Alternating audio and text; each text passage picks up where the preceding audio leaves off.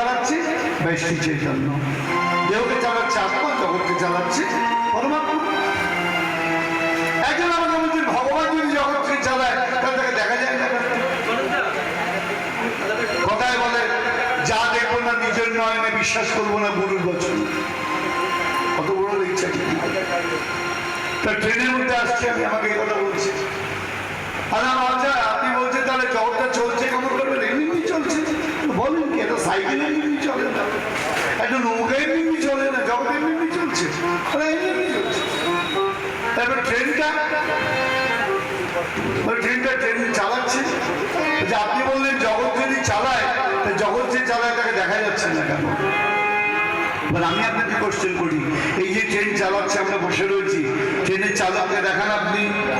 একজন ভদ্রলোককে ধর মশাই, কম্পার্টমেন্টে বসে ট্রেনের চালককে দেখা যায় না, তাহলে ট্রেনের চালককে কিভাবে দেখা যাবে? বলে দেখুন ট্রেন যখন থামবে আপনি এই কম্পার্টমেন্ট থেকে হাঁটতে হাঁটতে একদম ইঞ্জিন অব্দি হাঁটতে হবে, তখন আপনি ট্রেনের চালককে দেখতে পাবেন। হ্যালো, আচ্ছা তোমার ট্রেনের যে চালায় তাকে দেখানোর জন্য এইখান থেকে নেমে ইঞ্জিন অব্দি হাঁটতে হবে, আর জগৎ যে চালায়